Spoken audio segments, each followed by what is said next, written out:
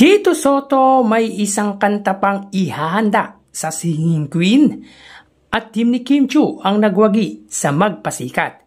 Yan at iba pa ang pag-uusapan natin ngayong araw po ng linggo, October 27. Pero bago yan mga kaparokya, ay humiling ako na pakisubscribe ang aking YouTube channel, pakiclick ang bell icon para una kayong manotify sa mga bagong video na ilalabas ko. At pakidamay nyo na din na i-follow ang aking Facebook page na Mega TV at ang aking TikTok account na Kaparokya TV. Maraming salamat! So yun nga mga parokya, kahapon ay pinangalanan na ang magpasikat champion. At ito nga yung bet natin mga kaparokya na mag-champion ang grupo ni Kim Chiu, Ogie Alcacid, Lassie at MC. Sila po ay tumanggap ng worth of 300,000 pesos kung saan ibibigay po nila sa chosen charity ang kanilang napanalunan.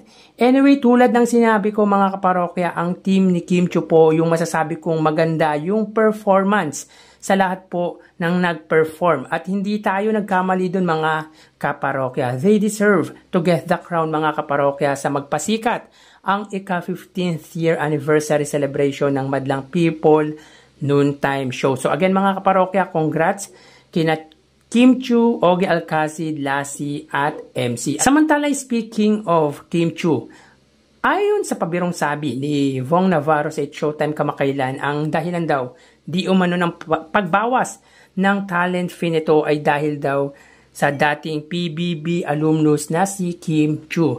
Na tila natawa at sinabi naman po ng female host na hindi daw siya kundi si Ogie Alcacid. Well, kung totoo naman po ito mga kaparokya ay wala naman po siguro kay Vong Navarro yun dahil ang hangad naman din ito ay lumaki ang pamilya nila sa It's Showtime.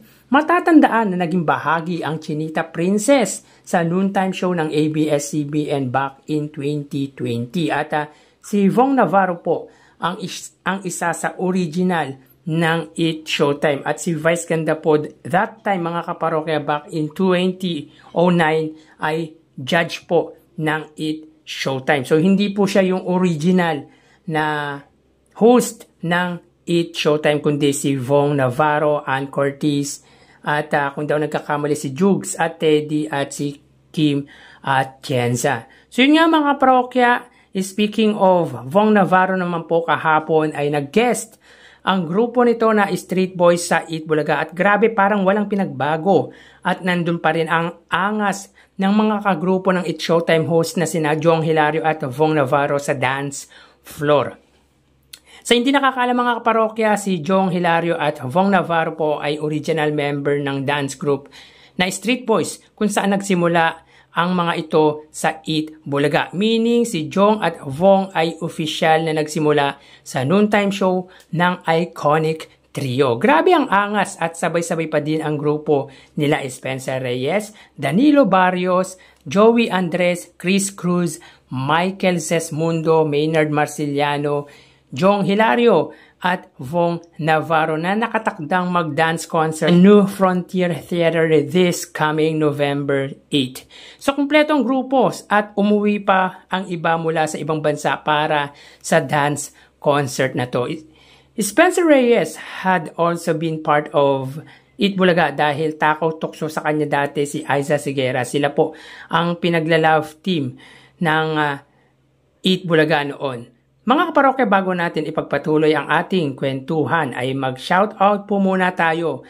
Sina-shoutout ko po lahat ng solid viewers ng It's Showtime and of course ng Eat Bulaga. Special mention sa mga sumusunod mga kaparokya: Ninja Jack Monster, Derek Pilapil, Froilan Esguera, Graciano Uclarit, Jeanette Encaja, Roy, Ashley Gray, Liza Marino, BSD, Cristina Delfino, Glidel Arat, Heidi Gutierrez, Gudron Leder, Rosalyn Rojas, Andres Peña, Biahelo, Rose Flores, Urea Carido, Glenn Tabor, Anita at Joey Relucio. Maraming salamat po at sobrang na-appreciate ko po kayo mga kaparokya. So yun nga mga kaparokya, kahapon po ay pinarinig na po ang full version ng first single ng singing group ng Eat Bulaga na O Baby. At bukod dyan ay may niluluto na naman na kanta para sa singing queen ang producer nito na si Tito Soto. So ayon kay Tito Soto, meron pa daw silang gagawing kanta ni Homer Flores para sa singing group ng Eat Bulaga. Si Homer Flores ang siyang arranger ng kantang O Baby na barkada ng Tito Vic and Joey, partikular nga ni Tito Soto. At ito din ang arranger ng mga kanta ng VST and Company. At mga kaparokya, si Homer Flores din po ang siyang musical director ng ASAP. So ito talaga ang simula ng karera ng singing queen as recording artist. At grabe ang kanta nila dahil mala 70s ang genre. At isa sa na-notice ko mga kaparokya, yung improvement ng harmonize ng grupo. Nag-blend po talaga sila ngayon mga kaparokya, unlike before na medyo may tumatabingi. Sabi nga ni Tito Soto, proud siya sa singing group at sila daw ang VST and Company female version. So, the singing queen is in the good hands of Tito Soto and Eat Bulaga. Nasa mabuting kamay ang mga ito sa tulong ng Eat Bulaga, kaya hindi ako magtataka na mas makikilala pa ang singing group na produkto ng noontime show ng iconic trio. Samantala kahapon din ay pinangalanan na ang unang 10 eBest Scholar or yung Eat Bulaga Excellent Student Award.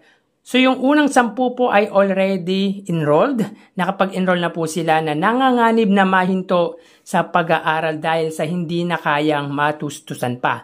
Yan po yung piling magigiting na student na sumulat sa Eat Bulaga para maisalba ang pag-aaral nila. So meaning sinagip nila ang pag-aaral ng mga ito para hindi mahinto. Kasi baka nagtataka yung iba bakit mga naka-enroll na. Yun po talaga yung layunin nila, yung sagipin ang pag-aaral ng mga estudyante. Ilan sa mga ito ay sina Maria Angelica Cabrillas, Adrian Luis Bernabe Jade Talinting, Lady Jedediah Policarpio at 6 na iba pa. So meron pa pong 20 student ang hindi pa napapangalanan dahil 30 student eBest Scholars po mabibigyan ng award. Ang galing talaga ng Eat Bulaga at kahanga-hangang tunay para sa ikabubuti ng mga piling magagaling na mag-aaral. Tulong at saya talaga ang hatid na binibigay ng noontime show ng mga legit dabarkads para sa sambayan ng Pilipino. Hindi matatawaran ang dedikasyon ng Eat Bulaga sa paglingkod sa mga Pilipino. So hanggang dito na lang mga parokya. Mag-ingat po tayo palagi. Thank you and God bless.